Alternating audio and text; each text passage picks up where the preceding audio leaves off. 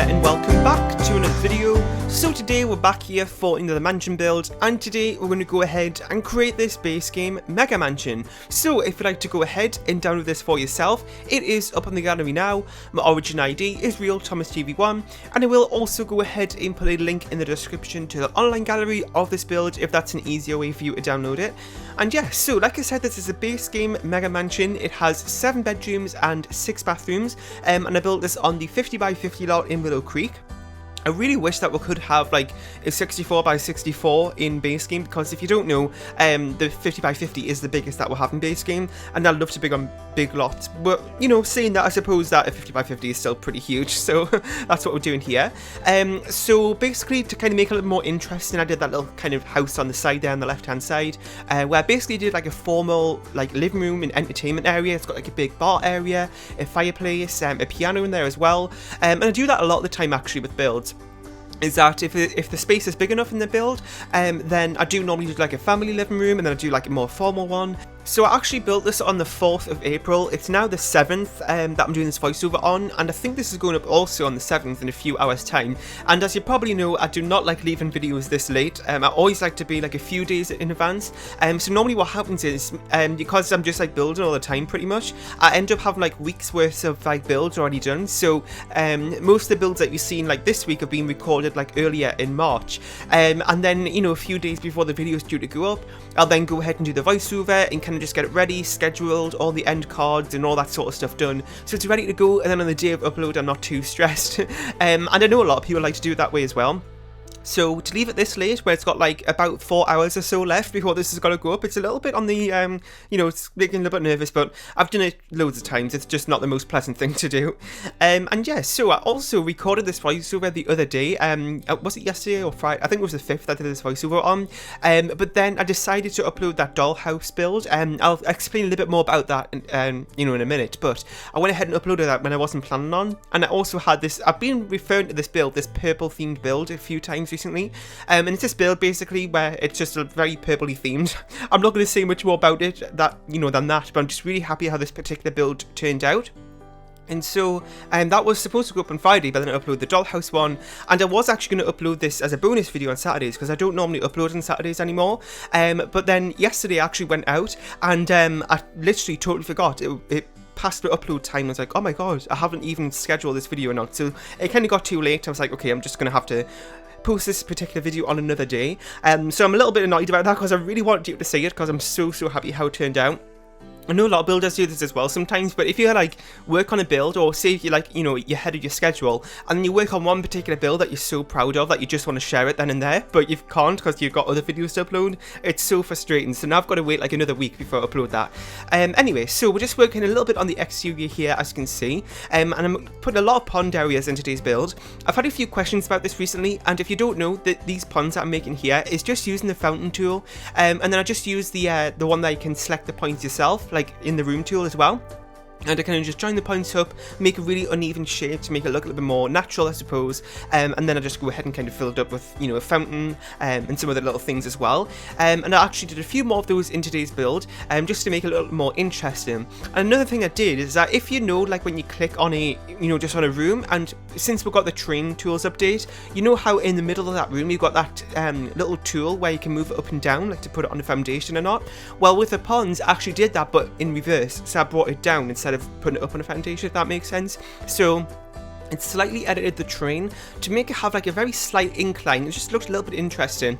You might be able to notice it from the thumbnail at the beginning, but it's kind of hard to see unless you're close up.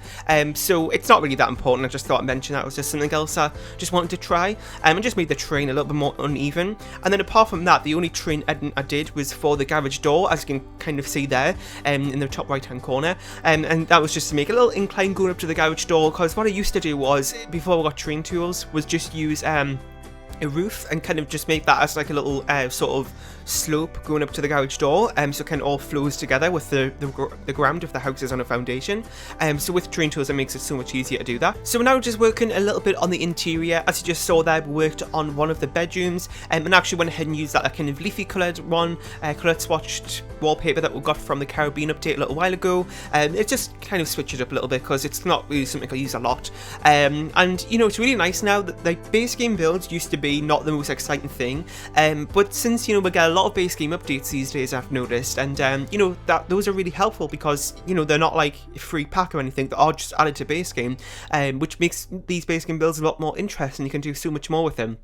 And also as well, I do really like doing base game builds because I know that in my normal builds, I don't really pay a lot of attention to what packs I'm using. There are a few that I kind of just know that not a lot of people have, that from what I've heard, so I just tend to stay away from those in my builds, but sometimes I can go crazy with the packs without even thinking about it, and then when you come to download the build, it's like not the same.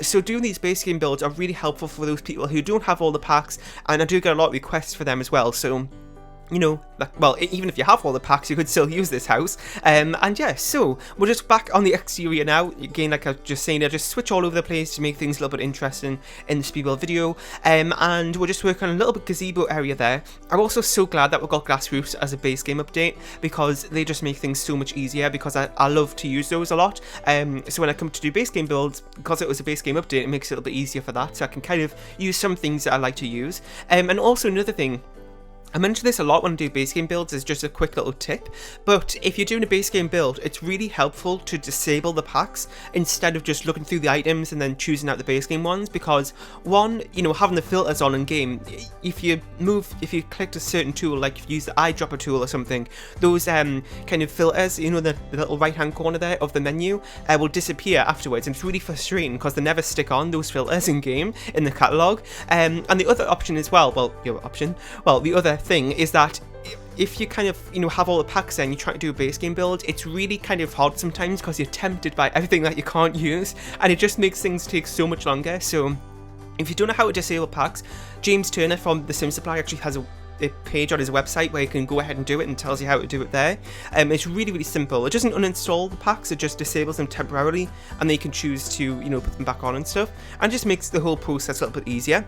So we're just working on a bathroom here, as you can see. I think this is the only bathroom you see in this build because they're all identical, like all the other builds really. I just keep all the same wallpapers and flooring tiles in my bathrooms in a particular build, just so it's a little bit more kind of uniform and sort of like flows, a little bit continuity between them, I suppose. I don't really know how to describe it, but it's something I see a lot in real life as well, especially in my house. All the bathrooms are the same, and we're just working on this room here, which I would probably say is like the family room. It's maybe got like a little formal twist to it, because here where we're putting this glass roof area, those couches that I'm about to put down here, as you'll see in a second, this one, I feel like there was a little bit more formal, which kind of takes away from this being like an informal type of family room, but it kind of is. This room's sort of like got two areas to it. It's got that bit with a glass roof, which is a little bit formal, and it's got the thing we worked on first with the fireplace and the TV.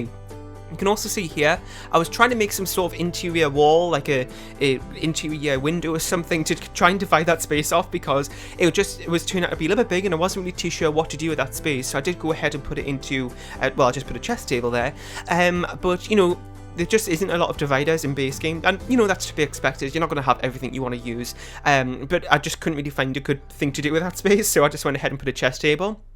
I don't know if I mentioned as well, but there is actually 3 living rooms in this build. So it's that one I was talking about earlier, and that separate house, with the the bar area and stuff. There was that one that we just worked on, and there's also a third one near the garage area, which I actually made like an entertainment unit out of counters and cabinets, because I never seem to do that, and I see a lot of people do it. I haven't done it in a while, so I went ahead and did that, which we'll be getting on.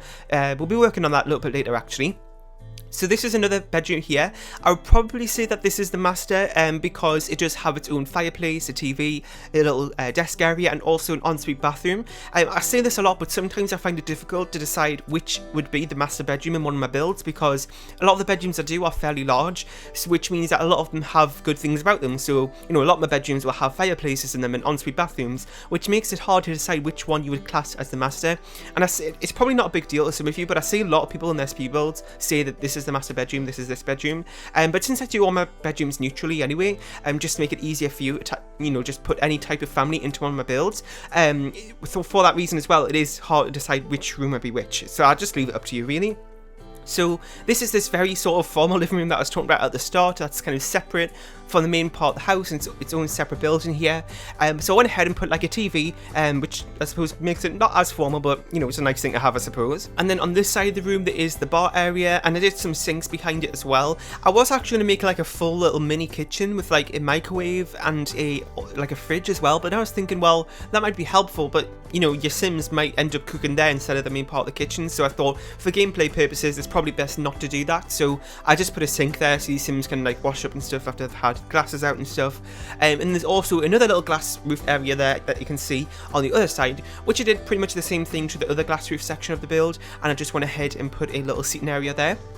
Also, talking of glass roofs for a second, I had this glitch in this particular build where I went to take the screenshots and you could actually see through the ceiling onto the second floor, and I don't really know why it was doing that. I've had this glitch before randomly, and I actually was talking to some people on Avalan's Discord about this to see if they knew what it was, and there was quite a few people who said it was to do with the glass roofs, and it's a glitch that if you have a glass roof on your lot it may cause that to happen with the above ceiling, which is really frustrating. It doesn't affect gameplay at all, but it's just when I was taking the screenshots it made it a little bit, you know, frustrating. So maybe if you have that glitch as well, that might be why.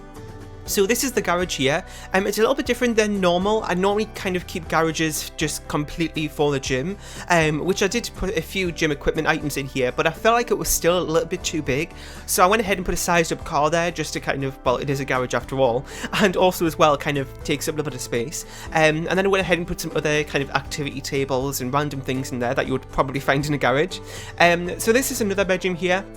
This one's a lot more on the formal side, I would say, as you can see by the wallpaper I used, the bed, and also the little seating area there as well. It's got very formal sofas and stuff.